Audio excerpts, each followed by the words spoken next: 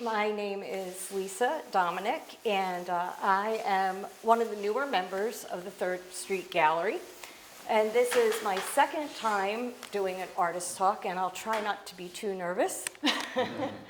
My show is basically little landscapes, so it's to me, very interesting to be side by side with Jim Brossi, whose works are very large.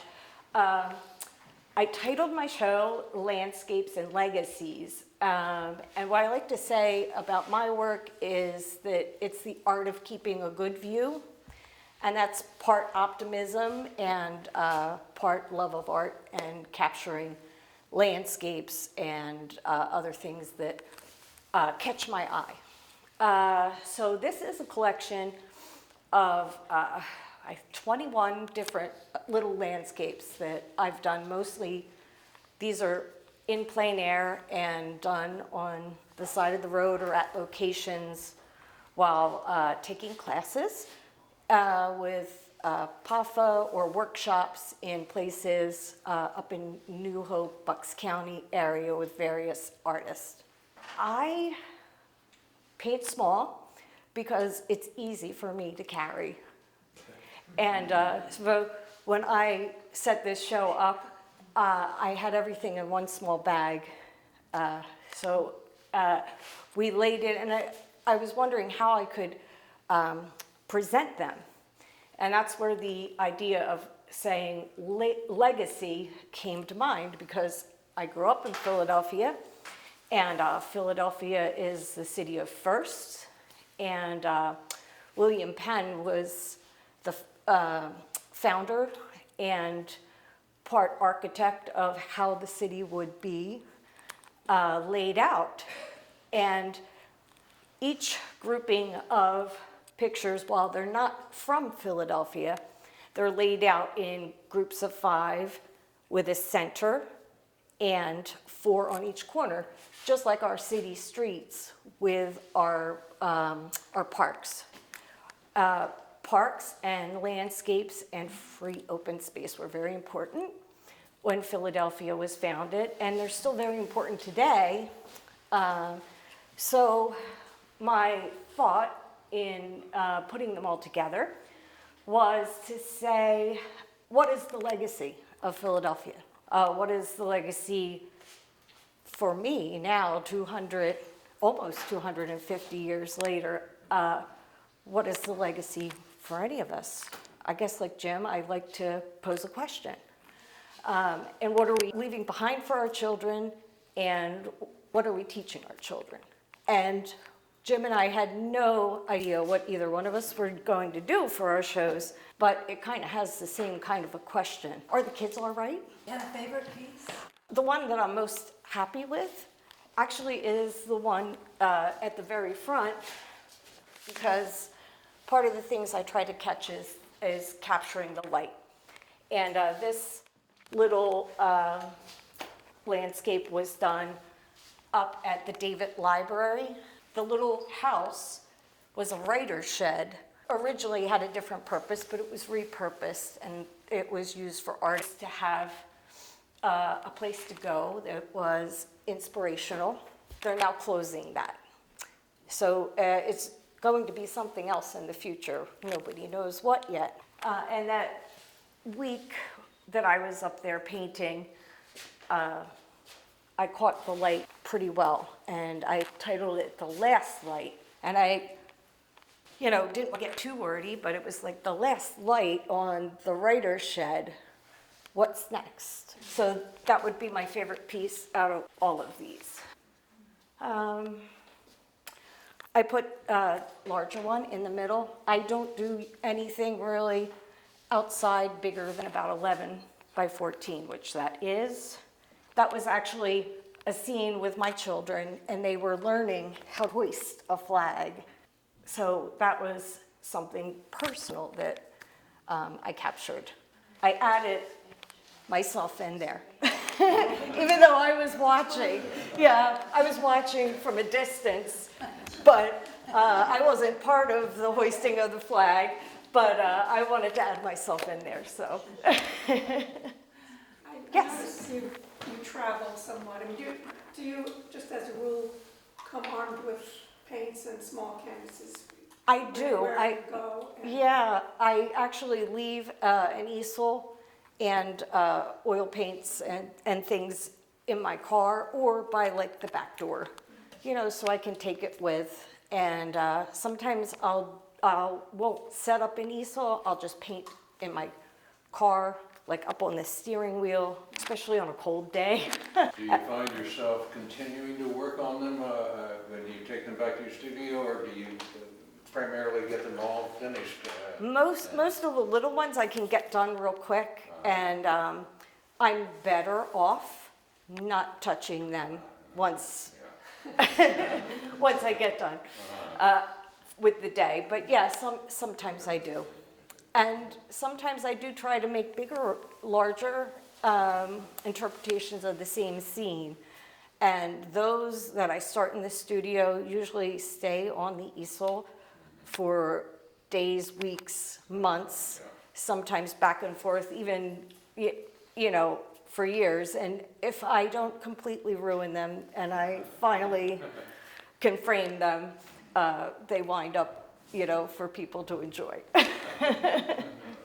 So you're more comfortable working right in the environment?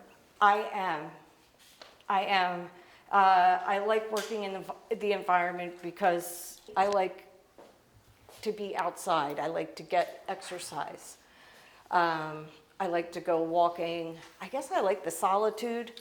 I mean, a lot of these are done like with a class or with a group of other plein air artists, but it is more about being in touch with the nature and not so much, the noise.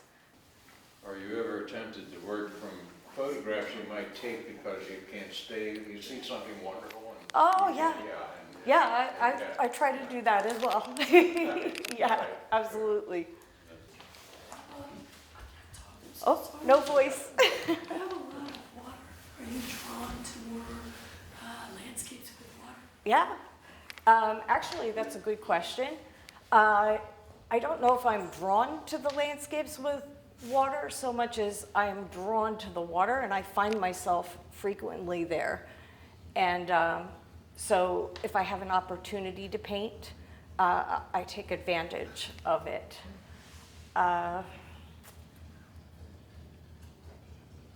I don't know if there are any rivers here. There's only one river, which is odd. I do tend to paint a lot by the Delaware River, but none of these have that view. There's one river here from Florida, and I actually did that. That is the one that I did from a photograph because I had kayaked on that little river, and I was very afraid to do that because it was like a physical challenge. I was really proud that I was able to kayak down this river for like half an afternoon. Afterwards, I took a picture of it, and I kind of like make a memory for myself. Plus, I really love the greens. I paint a lot of blue, but the greens, I think, are most satisfying. If I can paint a lot of different greens in a little painting, it gives me like great joy. I'm like, wow, look at all those greens I got. These are landscapes, some are focused on a specific building.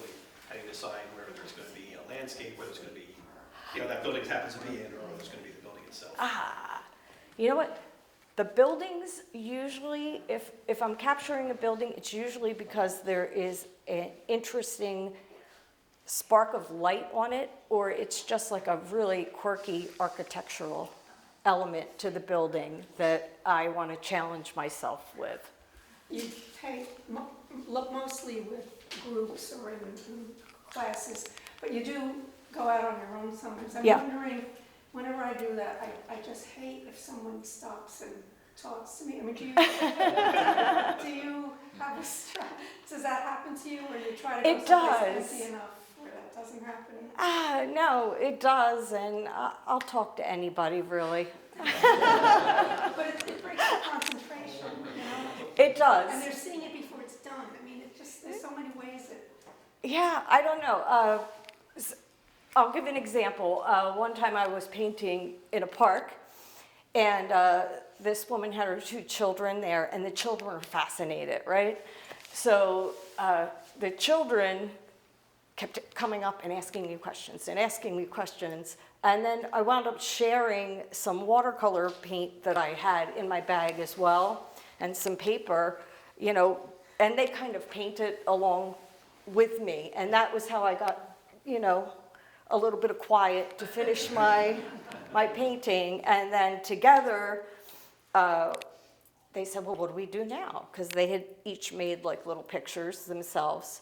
And I said, well, you have to sign your art, you know, because that's important. So they signed it. And then they said, well, now what? I said, I paint, you know, to make other people happy and to make myself happy. I said, so we should probably go find somebody to give it to.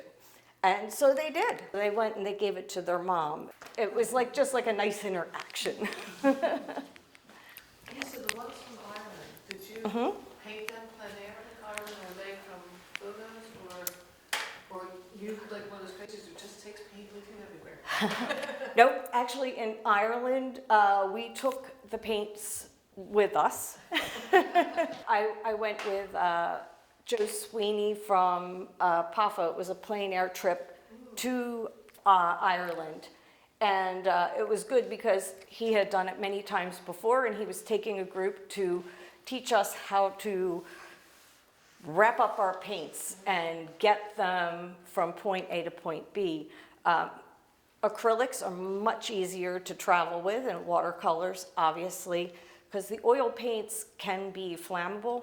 So it was good to learn how to wrap them, how to present them to the TSA. And the scenery in Ireland was just magnificent and very green. Hey, Joe, if you're watching.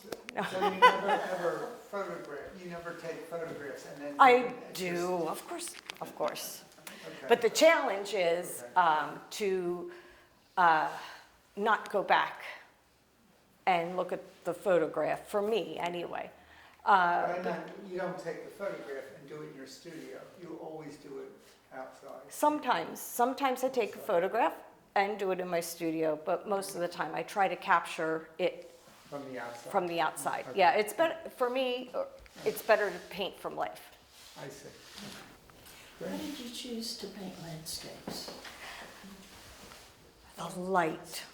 Yeah, I took a few classes. I've not always been painting. It's kind of like a second direction for me. The idea of being in the studio all the time was not where I felt the most comfort, you know? And these are, it's easy to capture. These you have to capture quickly, but being outside is where my happiness is.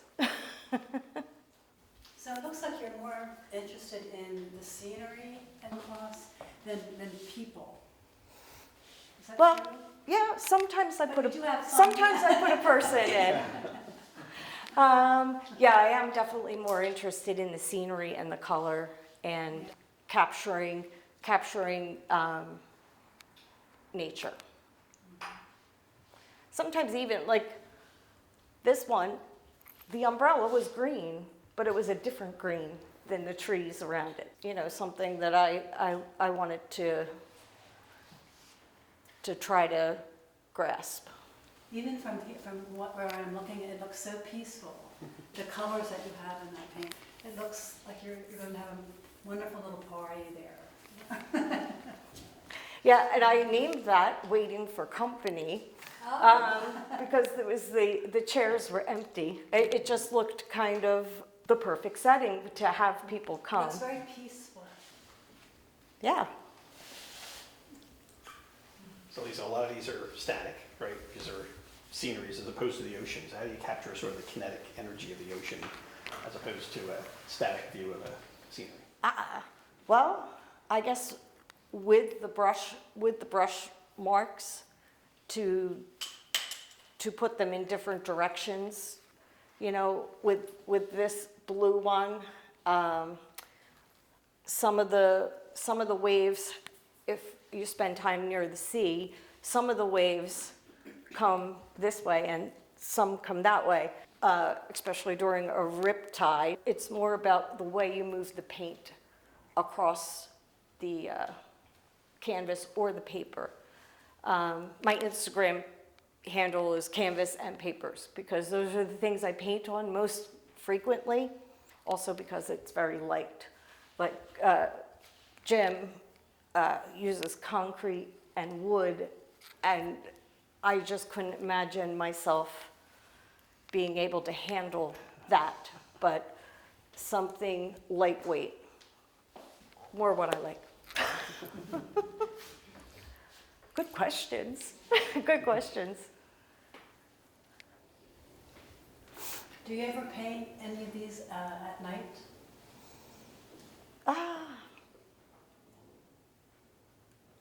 No, I tend not to go out at night very often to paint, no. But I guess I could. Do you prefer morning or afternoon for the light? I prefer morning for the light and also for my energy level. Maybe that's why I don't go out at night to paint. I like to walk in the morning, so it kind of goes with my lifestyle. I'll ask you obviously. Who were your influences of all the landscape painters that have been in history? Who are your influences?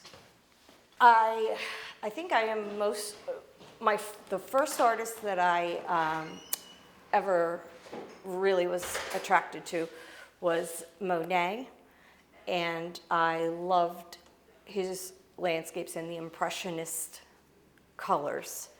I also, I guess Monet, Cézanne, anything with light and color. They were my most influential of, I guess you would call them the Impressionist, Post-Impressionist kind of painters. But, you know, more recently, Hopper, also because of the color and maybe with the buildings too. I just loved that he was able to grab the vertical, you know, because painting the landscapes, a lot of the strokes are very fluid and, you know, the buildings are not, they're flat. They're, the structure, it's like two different elements. Almost like we intrude. The buildings intrude, but I guess it's about like combining them. Did you study art here in Philadelphia at any of the institutions? No, I was, initially I was, my background is in nursing, and I've just basically done workshops at Cheltenham and, you know, different workshops and teachers, you know, along, yeah. It's a good city for... It is. Actually, growing up in Philadelphia is quite, the arts are really... A lot of avenues, you know. Yeah, and the artist community is very alive, you know? So there are there's lots of beautiful things to paint here in the city. Yes, I was thinking of Jeffrey Reed. He teaches at community college and goes to Ireland. Oh, does yeah? And does small, beautiful landscapes. And I think he shows at Bruce McLeod. Okay. Anyway, I think you'd be very interested in what he does. He would, yours, I'm sure. Oh. Yes. I'll have to get familiar. Yes. Yeah. Well, This last one on the bottom, Oh, on the bottom. Yeah, I really like the light in that, can you talk about that one a little bit? yeah. That is actually almost dark. That is a sunset of Donegal Bay in Ireland, where I had been, and I loved the purple. The mountains in the background were purple.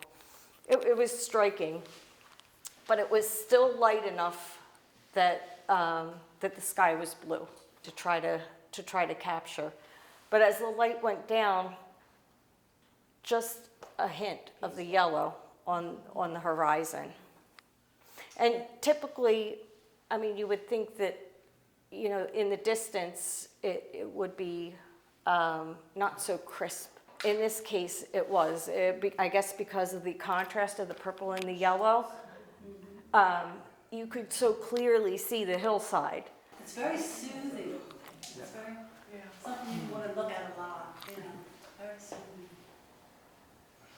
The colors I love. Yeah, and it only lasts a brief time, and if you try to go back the next day and capture a sunset, it's going to be completely different. And it's Ireland, it's raining. I was very, very blessed in Ireland the week that I went. It was in, I think it was in May, and we had sunshine for 5 whole days. Almost unheard of. So we were able to get a lot of painting done without being undercover. And so my Ireland paintings are very like colorful and bright instead of more tonal, which I guess on a sunless day it would be more muted colors. So, well, the only other thing I would say, sometimes you think when you're learning to paint or being an artist, you haven't created anything worth showing. And then when you put it all together on one wall, you go, wow, I really, they are all similar. And I have created something like a collection, even though while doing it, that wasn't my intention, but they all kind of work together.